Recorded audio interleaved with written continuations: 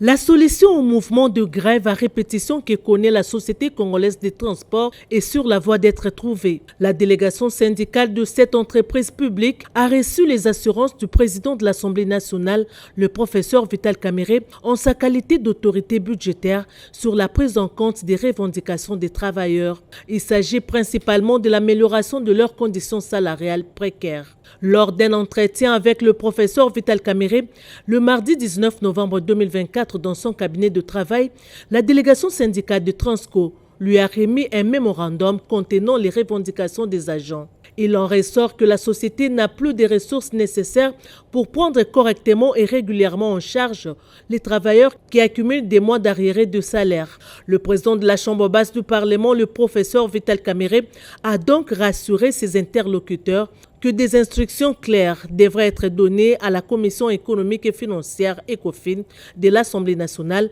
pour la prise en compte du barème salarial des agents des Transco dans les projets de loi de finances 2025 actuellement en examen avant son adoption en plénière.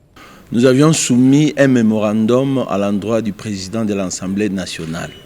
Ce mémorandum comportait un seul point qui préoccupait tous les agents et cadres des Transco, c'est la prise en charge ou la prise en compte du barème salarial des agents Transco par notre budget. Après les échanges, nous avons été satisfaits de la réponse qui nous a été donnée et le président, l'honorable Vital Kamerhe, a dit qu'il va s'investir personnellement pour que ces barèmes salariales soient pris en charge par le budget.